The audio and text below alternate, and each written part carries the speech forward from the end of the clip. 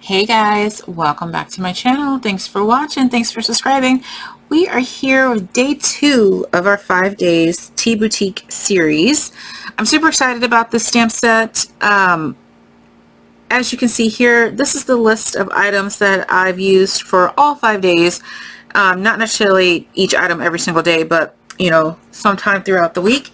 On video number 1, which was the tea and 3x3 card box combo, I did go through the catalog. I showed you everything where it is, so if you want to take a look at that, I also will have this list in the description box, so that way you can just either type it in on my website, or if you have the actual physical catalog, you can take a look there. Okay.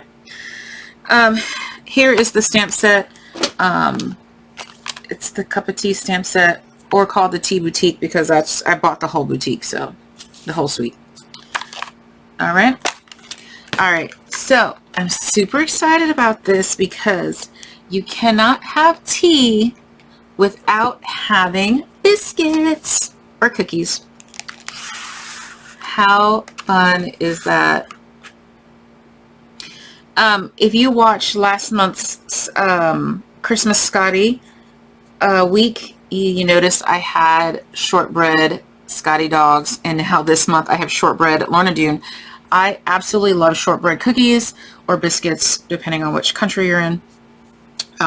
So this is how they come. There's 3 packs in here, 3 of these smaller packs in this box. I got this from Walgreens. I know they used to have them at Walmart.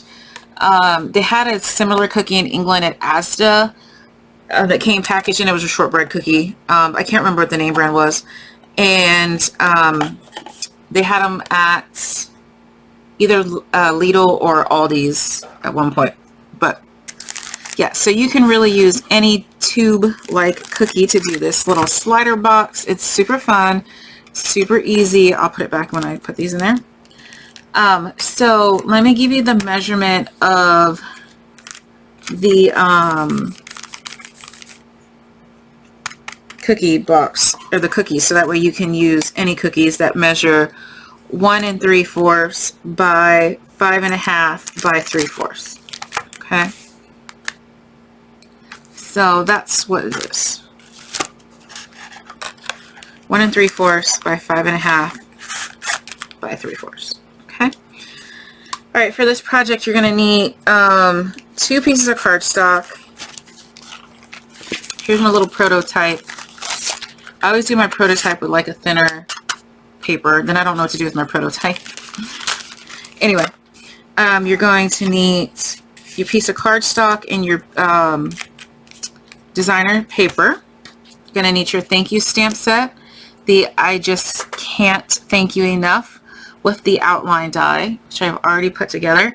You're going to use your VersaMark ink to stamp this onto your cardstock, but we'll get to that in a minute. Okay, so your cardstock, you are going to need a piece of paper that is 3 1/4 by 7. Okay, so we're just going to worry about that for right now. Get out your scoreboard. It's a very easy measurement here. We're just going to score it on at 3/4 on all 4 sides. Okay, so you're just going to go ahead and you're going to place it in your paper trimmer, or your scoreboard, whichever one, and score it 3/4. Rotate it 3/4. Rotate it 3/4. Rotate it 3/4. Okay, that's it. Again, the paper measures 3 1/4 by 7, scored at 3/4 on all 4 sides. Now we're just making a box. Scissors. Again, use your scissors, use your paper trimmer. You can score before or after. Varnish, sorry.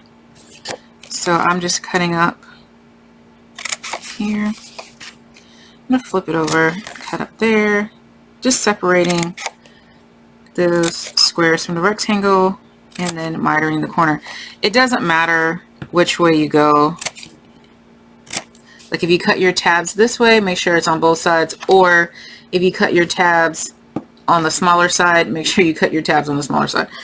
That's the only thing that matters, that you do the same to both sides. Alright, and here we go. And here we go. I didn't miss this one.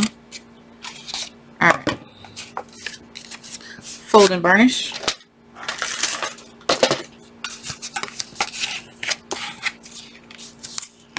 And here we go. This is a great little slider box, especially this time of year. September, you know, we're starting to get ideas for the upcoming holidays. This would be a really cute table setting. Be a really cute baby shower, bridal shower, tea party, whatever you got going on in your life, little birthday party. You can change the paper, make it holiday specific, like Halloween or Thanksgiving or Christmas or winter solstice, whatever you celebrate. Okay, so we're just gluing our tabs, making sure they're lined up. Put a little bit too much glue on that one. It's okay. All right. So our bottom tray is done for the most part, as soon as we hold the glue down.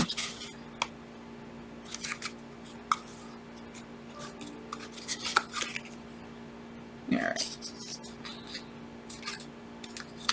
You could use your tear and tape, or, you know, whatever adhesive you'd like. All right, so that is done, right? Now we need to go ahead and make our top, okay? So you're gonna take your piece of paper, your designer series paper, and you are going to cut it 5.5 by 5 3/4. So 5.5 by 5 3/4. Okay. Take out your scoreboard and put the long side up top. So your 5 3/4 side needs to go on top. And we're going to score the following. Again, your 5 3/4 on top. Long side at the top. We're going to score it 3/4, so 3/4, 2.5, 3 1/4,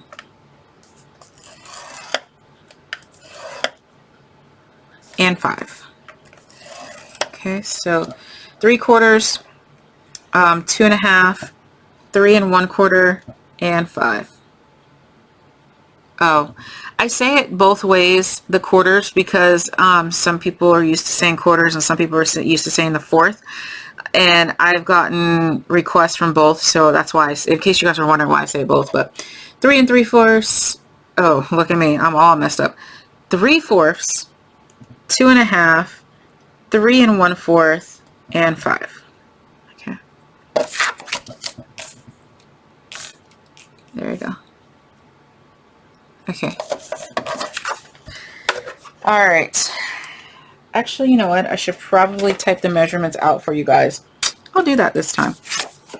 All right, let's go ahead. For this paper, because it's so thin, you don't have to tool varnish. I just do because it's a great habit to have. You don't have to press as hard for this.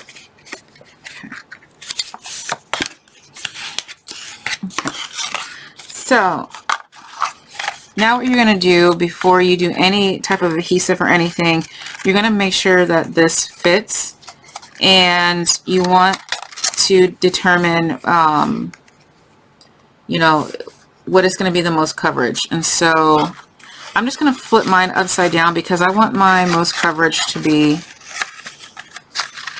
on top, which, I mean, honestly, it doesn't matter, but see that? I want it to be, it's not going to be flush at the very bottom, just because you want it to be able to slide in and out.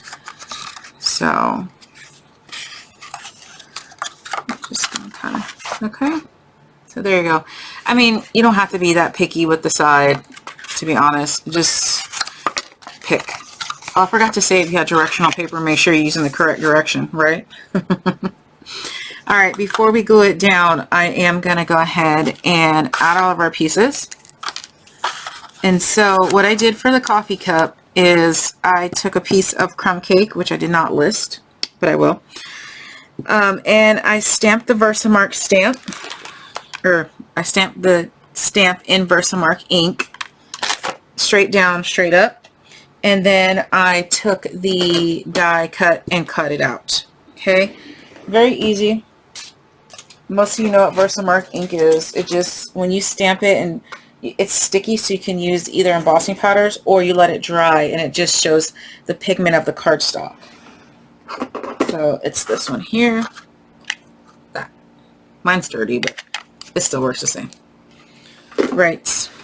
And then the thank you, I did go ahead and stamp that in soft suede, straight up, straight down.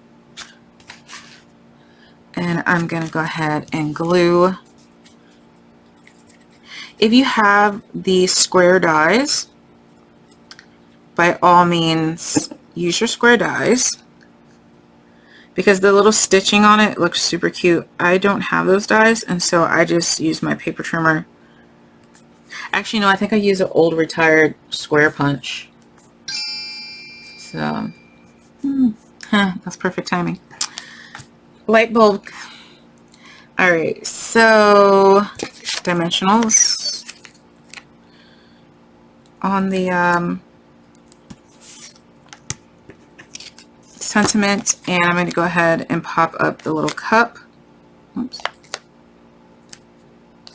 This one's a quick and easy one. All right, like so.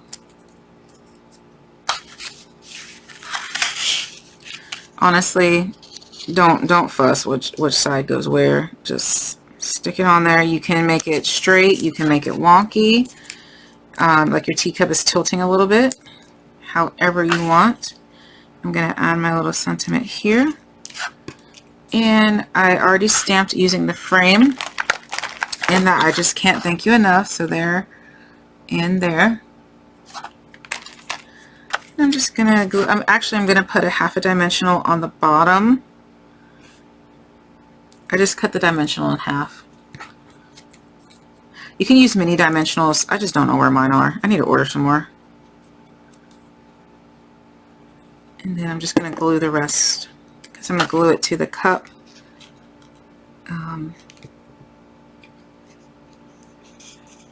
Kind of like so. Yep, that's what I want. Like that. Okay. I'm going to take a pencil and draw a little loop-de-loop. Come out. Now on this one I did use a real staple, but I honestly forgot, and so we're going to do a faux staple. Just take a black felt tip pen or gel ink or whatever you have. The basic Stampin' Right. Basic black. Make a faux staple. Trace out my pencil line. Let it dry, and then I'll erase the pencil mark. Okay. So now that that's done, let's go ahead and attach our box. You can use whatever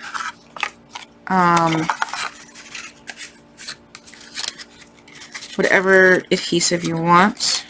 I'm going to use the tape.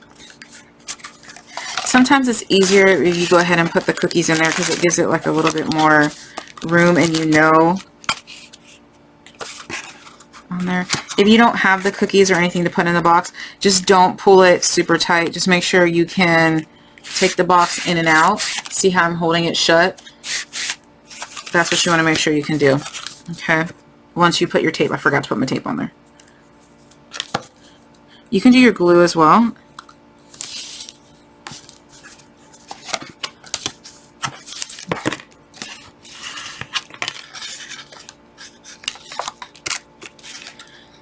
just going to pop it on without gluing it. I'm going to make sure I can, the position it's in, I can pull it, which I can. And now I'm going to go ahead and glue it. I held my thumb where it needed to be. And here you go. So you can add the little finger pull if you want. Obviously, that will be optional. All right, we'll erase my pencil mark.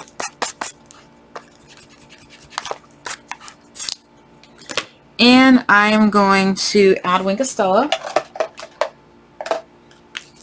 to the thank you. I'm very liberal with my Wink of Stella.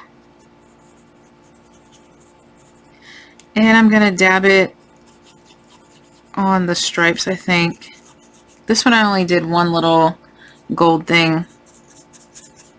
But then I remembered that was a retired product, and I know you guys would ask me for it, so I didn't do all of it. Just did that one little piece. But Wink of Stella is current. So there you go. I'm going to add a little flower. Where's my pack of gems?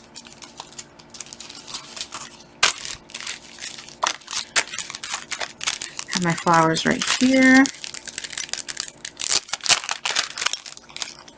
And you can add whatever your heart desires onto these. There's no right or wrong.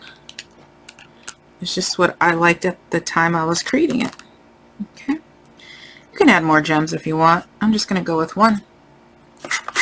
Alright, so that is that box. Now, a lot of you ask me how I go about making, you know, just the traditional boxes, like the pull top boxes. I will do that for you right now. Okay, this is how I do it. So I write down the size of what the item was, which is 1 3/4 by 5 1/2 by 3/4, right? So I know I need to have my side piece, which is going to be 3/4 of an inch, which is going to be this side right here. Then I need to have the top, which is going to be 1 3/4. Now I need the side again, so another 3/4. Now I got to cover the back, which is going to be 1 3/4, and then I need to have my final side piece, which is going to be 3/4, right? So we know the length is 5 1/2, and I need to have the flap to cover the base. I covered this here, and then I need the little piece to go in, or cover here, and I need the piece to go inside. So I know I need 3/4 and 3/4.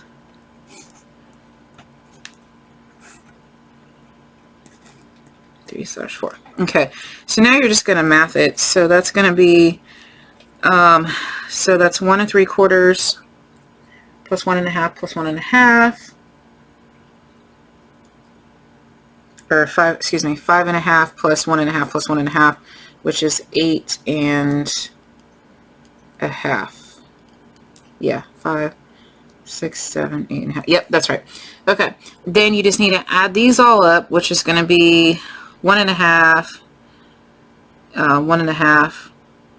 So that's 3, 4, 5, 5 3, 5 3/4 by 8. Okay, and then how I figure out my scoring is I cut my paper down. So let's go ahead and cut this down to 5 3/4. This is already at 8 1/2, right? All right, so I take my scoreboard, and I already know that the long side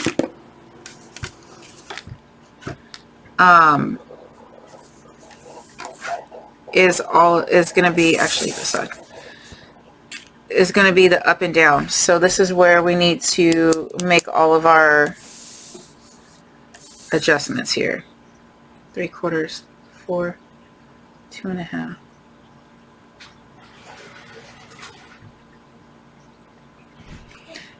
So on the short side, I need to go ahead. This is where I'm going to do my flaps. I need to score it at 3/4 and 1.5. So 3/4. This is going to be at the top of my box, and 1.5.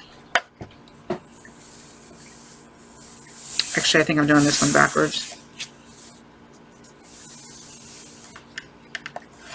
So this is just what you trial and error. Like, you got to see, which that's wrong. Okay, so no, I know I should have did it the other way around. I should have done it the opposite. So you just recut your paper. That's why you use cheap paper, that you can work it out, right? Because this is not going to give me enough room. I need it to go this way. So let me get another. Let me get a different score tool. All right, I'm gonna have to deal with that one because I can't find one.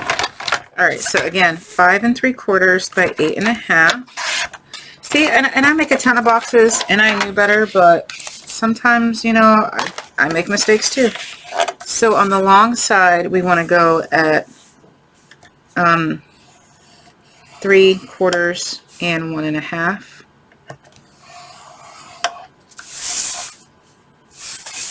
Do it again. 3/4 and 1.5. Okay. So that ends up being 3/4, 1.5, 7, and 7 3/4. If you want to do it that way. And then I just write it down. And then how I do this, I just look at my picture. I know I need 3/4. Then I know I need 1 3/4 inches. So you can math it out, or take your ruler and see where the 1 3/4 from that line hits. So it ends up being 2.5. Work easy. Don't math it out. Then you need another 3/4. So again, take your ruler, measure it out. Where's the 3/4? It's going to hit right here at 3 1/4. Actually, it's going to hit at, yeah, 3 1/4. There you go. Now you know you just need 3/4 inch from the other side, or again, you can math it out, you know, ruler it out. So wherever it hits at, so we're going to go at 5. So work easy, not hard, okay? That's how I do it. Sometimes if it's 1/2 inches, I can math it out without having to ruler, but 3/4 inch, I'm going to go ahead and use that ruler. And then you just cut your box like you've seen me do a million times. Miter this corner. Cut off this entire panel. This entire panel. Miter. Miter. Miter. Cut this off. Cut this off. Once you get into your routine of doing this, outside of the math part, it's quite easy. Now, if you have a math app or your calculator does fractions, you'll be just fine. I don't know. I just tend to math it. Alright, fold up. Same thing. Clip and cut. Okay. Varnish. Obviously, you're going to varnish. But for sake of time, and because this is just my prototype, I'm not going to varnish. And then you're just going to go ahead and glue it down. Make sure it fits. Okay. And then tip in. And tip in. And we have a cookie box that fast. Like so. So, you know, if you're, you know, used to making boxes like this, you know, these will be quick to go out, but you have to decorate it more. If you use heavier cardstock, you can put maybe just, you know, the teacup on there for craft fairs, whatever. I just like something different with the pool box. I thought that was super cute. But yeah, here's another box. If you want the measurements again, I will put them in the description box because I didn't write them down. I only wrote this down. So yeah, so that's 2 different boxes real quick in less than 30 minutes from start to finish. The only time I paused was to find my, and I only gave myself 2 minutes to find it, and I couldn't find it, so I just used the pink one, square tool. But there you go. I hope you guys make one or both of the boxes. Thanks for watching. Bye.